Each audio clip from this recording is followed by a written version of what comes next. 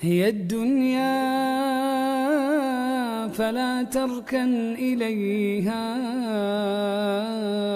ولا تجعل لها في القلب قذرا ومد يديك للرحمن دوما فربك لن يرد يديك صفرا.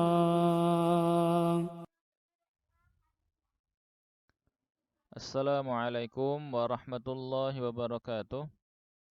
Alhamdulillah wassalatu wassalamu ala Rasulillah thumma amma ba'd. Sahabat Al-Qur'an rahimakumullah dimanapun Anda berada, berjumpa kembali bersama kami di iKita Islamic Channel, channel kaum awam, masih di kursus Tajwid Dasar Sadida, belajar tepat membaca Al-Qur'an, melanjutkan pembahasan sifatun laha lidun atau sifatun lazimatun laha lidun, sifat wajib yang mempunyai lawan atau kebalikan.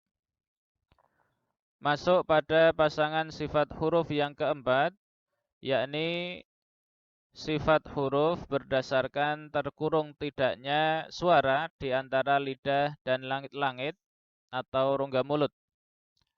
Kata kunci yang kami buat untuk mudah mengingat adalah suara di rongga. Dari kriteria ini muncullah dua buah sifat yang berlawanan, yakni yang pertama adalah al-idbaq, dibaca dengan tahqiq karena hamzahnya adalah hamzah qata'. Kemudian al-infitah, kita baca dengan naqal hamzah pada infitah. Kenapa? Karena hamzahnya adalah hamzah wasal. Ya, membacanya kami ulang, al-idbaq ditahqiq, kemudian al-infitah dinaqal.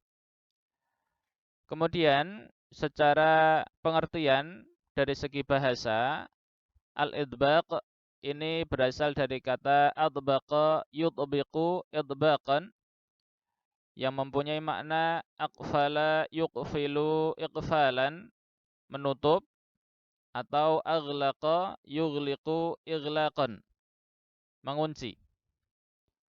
Bisa juga kita artikan dengan ghatta yughatti yang artinya menutupi atau mengcover. Ada juga makna lain tetapi jauh dari makna dari segi pengertian sehingga tidak kita sebutkan. Kemudian dari segi pengertian secara istilah, sifat al-idbaq ini adalah cara ucap huruf di mana suara itu terkurung di antara lidah dan langit-langit ya sebelum keluar. Sekali lagi, al-idbaq adalah sifat huruf di mana suara itu terkurung di antara lidah dan langit-langit sebelum keluar. Kemudian yang kedua, sifat al-infitah itu berasal dari kata infataha yang fatihu, infitahan, yang maknanya adalah tafattaha yatafattahu tafattuhan, terbuka. Sedangkan secara istilah kurang lebih maknanya adalah sifat huruf di mana suara tidak terkurung di antara lidah dan langit-langit sehingga dia langsung keluar.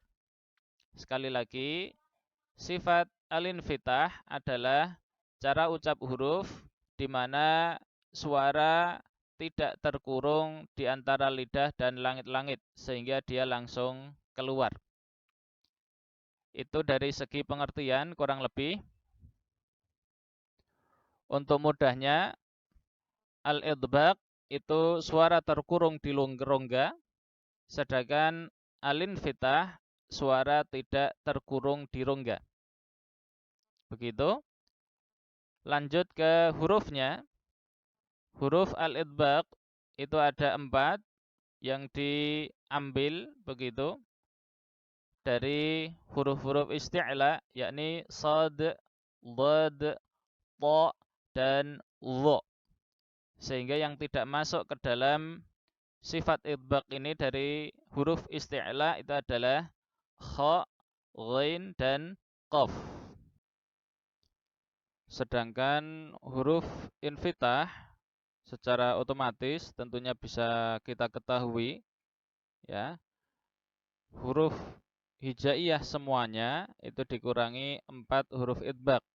Sehingga 29 dikurangi dengan 4 jadinya ada 25.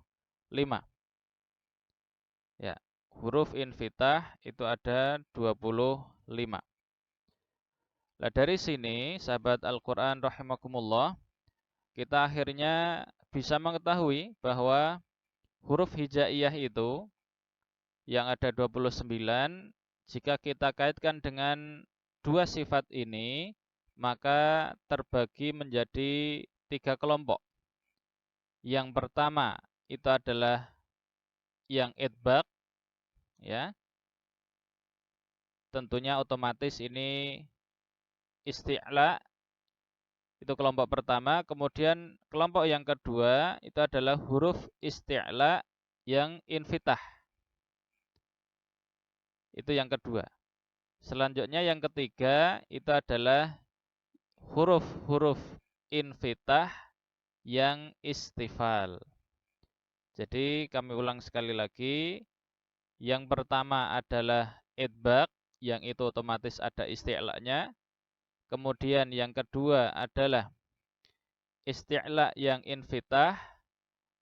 Dan yang ketiga adalah yang infitah tapi sekaligus istifal. Itu, jadi ada 3 kelompok. Insyaallah nanti akan kita lihat perbandingan cara pengucapannya. Sekarang kita lihat terlebih dahulu matannya ya dari Al-Muqaddimah Al-Jazariyah bait ke-23 baris ke-1. Wasadul dadun ta'u dha'un mudbaqah. Sedangkan yang bawahnya tidak ya. Wa farra min lubbi al-huruful mudhallaqah. Ya.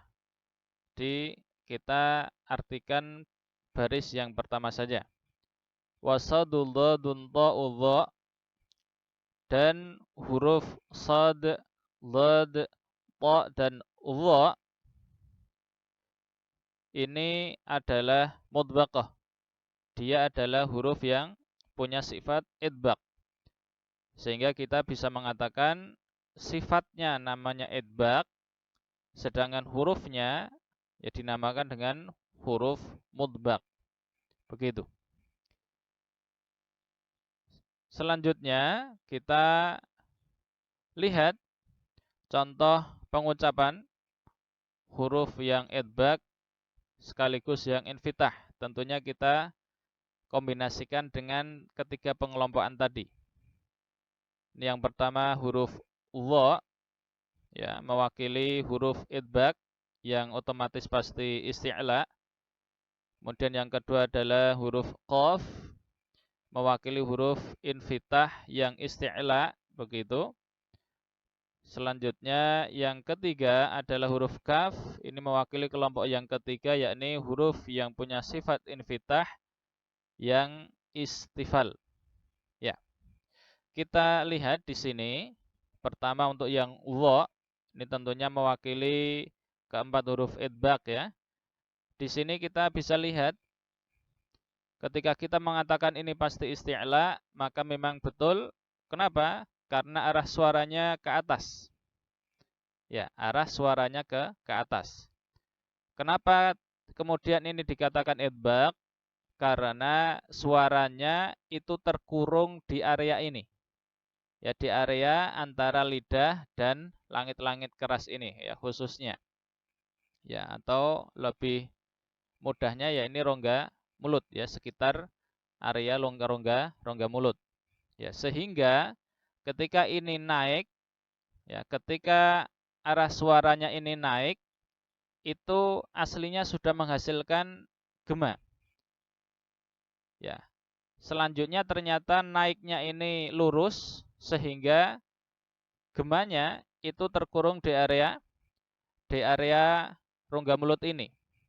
Akhirnya yang terjadi adalah bunyi gemanya itu semakin kuat. itu untuk huruf-huruf idbaq.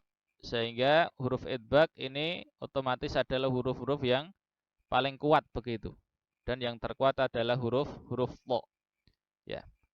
Selanjutnya huruf qaf ini mewakili huruf isti'la yang infitah.